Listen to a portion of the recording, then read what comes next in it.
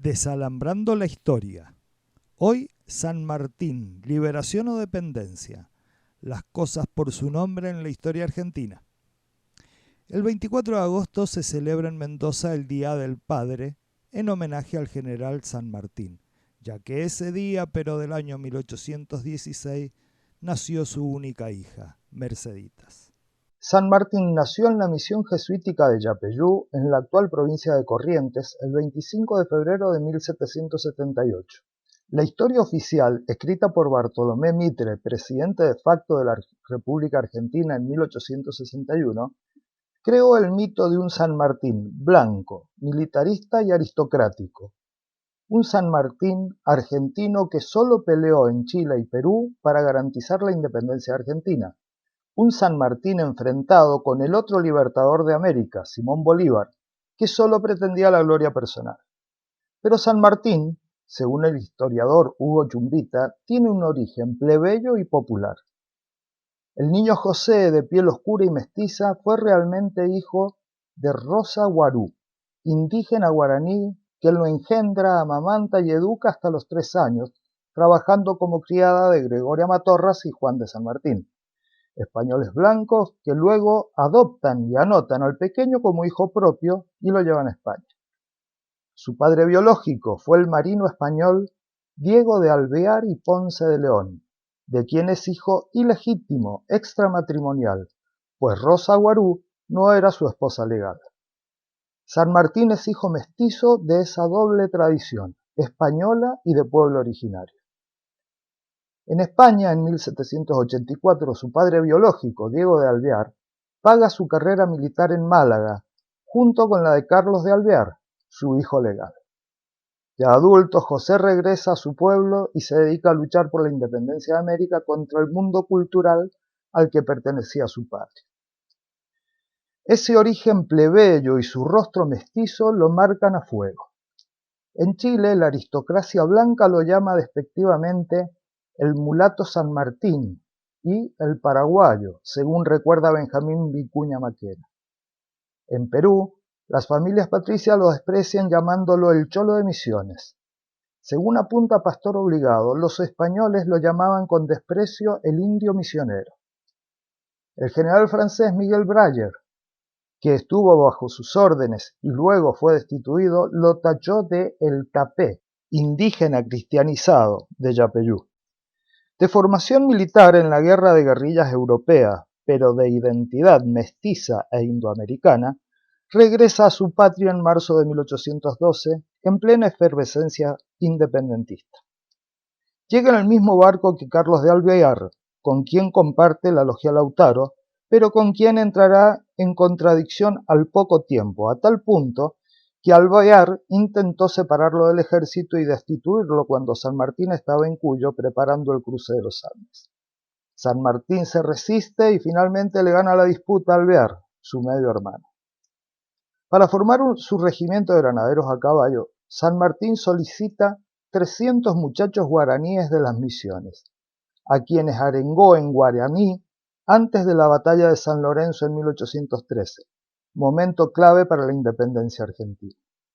En 1814 asume el mando patriota del Ejército del Norte, donde había luchado Castelli y Belgrano. Estando en Tucumán, al frente del Ejército del Norte, advierte que para liberar su país hay que encarar la emancipación continental y atacar el Perú, corazón de la contrarrevolución. Eso solo sería posible a través de Chile. San Martín le envía una carta a Rodríguez Peña fechada el 23 de abril de 1814, donde le comunica: «Ya le he dicho a usted mi secreto, un ejército pequeño y bien disciplinado en Mendoza para pasar a Chile y acabar allí con los godos. Aliando las fuerzas pasaremos por el mar a tomar Lima. Ese es el camino y no el del Alto Perú». San Martín tenía en mente marchar fuera del virreinato del Río de la Plata para liberar el continente, porque el colonialismo era continental.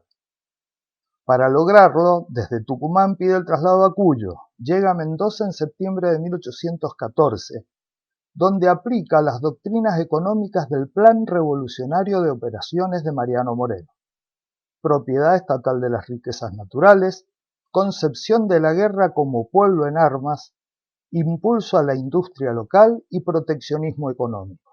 Cruza la cordillera de los Andes en 1817 con un ejército de 5.423 combatientes. Libera Chile venciendo en Chacabuco y Maipú, declarando la independencia de Chile el 18 de septiembre de 1818. Y alcanza por mar el Perú, la reserva estratégica del enemigo. El Che Guevara sostuvo en un discurso el 25 de mayo de 1962 en La Habana, Cuba: «Perdónenme, compañeros, mi insistencia castrense en las armas. Sucede que estamos evocando un día en el cual el pueblo argentino manifestó su decisión de tomar la independencia contra el poder español, y después de hacer el cabildo abierto y después de aquellas discusiones de las cuales año tras año recordamos en actos como estos, después de escuchar las manifestaciones de los obispos españoles que se negaban a la independencia y manifestaban la superioridad racial de España, después de todo eso, hubo que instrumentar aquel triunfo político de un momento. Y entonces el pueblo argentino tuvo que tomar las armas y expulsar de todas las fronteras al invasor español. Había que asegurar la independencia de la Argentina, asegurando también la independencia de las hermanas naciones de América». En ese mismo balance proseguía afirmando el Che: «Y los ejércitos argentinos cruzaron los Andes para ayudar a la liberación de otros pueblos. Y cuando se recuerda las gestas libertadoras, siempre nuestro orgullo, más que el haber obtenido la libertad de nuestro territorio y haber sabido defenderlo de la intrusión de la fuerza realista, es el haber cooperado a la liberación de Chile y a la liberación de Perú con nuestras fuerzas, con nuestros ejércitos. Aquello era más que un altruismo de las fuerzas revolucionarias. Era una necesidad imperiosa. Era el dictado de la estrategia militar para obtener una victoria de alcances continentales, donde no podía haber victorias parciales, donde no podía haber otro resultado que el triunfo total o la derrota total de las ideas revolucionarias». San Martín concebía la guerra a partir de la doctrina del pueblo en armas, que en España había experimentado en la resistencia guerrillera contra las tropas napoleónicas y que en el sur había teorizado Mariano Moreno. Esa estrategia puede corroborarse en sus instrucciones para Álvarez de Arenales, donde se explaya con lujo de detalles sobre la guerra de guerrillas y su combinación con la lucha de los ejércitos regulares. Ya en Perú, luchando con 4.000 patriotas contra 20.000 realistas, proclama la independencia en 1821. Con sentido latinoamericanista, deja sentado en la Constitución que serán considerados ciudadanos del Perú todos los nacidos en América. Mientras en el Perú lo nombran protector, el gobierno elitista y comercial de Buenos Aires siempre le da la espalda, le retasea recursos y lo deja abandonado. La oligarquía porteña se limitaba a hacer buenos negocios con Inglaterra sin romper del todo con España. San Martín, en cambio, como Artigas y Mariano Moreno, propugnaba confrontar y finalmente declarar la independencia definitiva.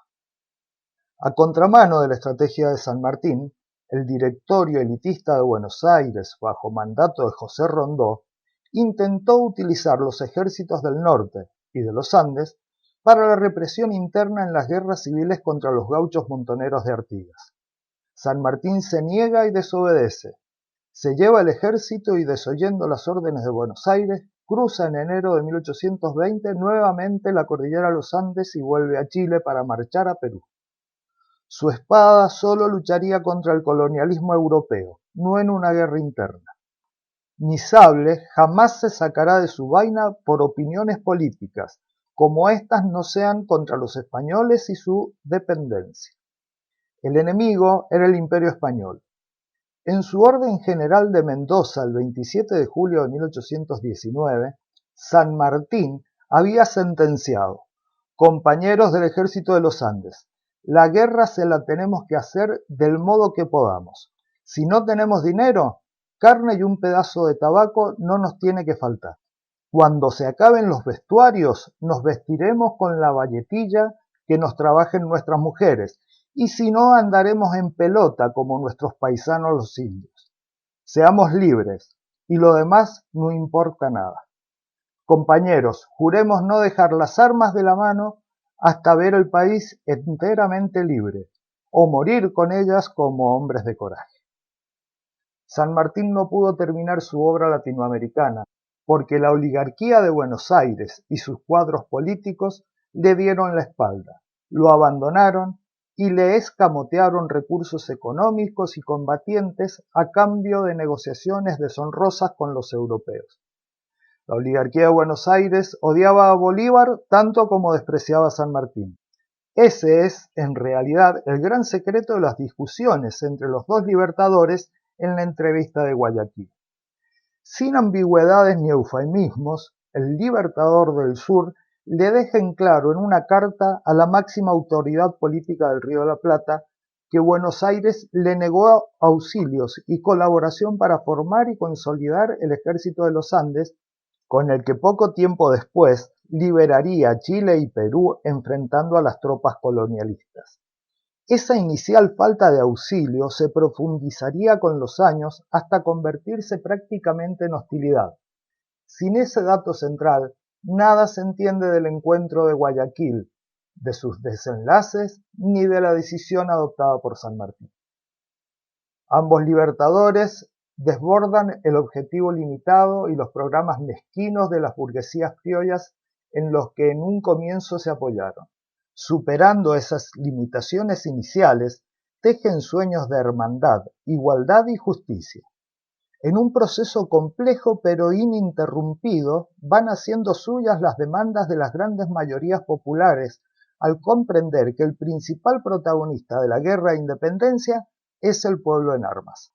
Tejió alianzas con los indígenas pehuenches para cruzar la cordillera de los Andes, y dirigió proclamas en idioma de quechua y aymara en el Perú. Sin los pueblos originarios, mestizos, gauchos, llaneros, negritudes y todo el mundo de los pobres como sujeto político de nuestra América, nunca se hubiera ganado la guerra de independencia.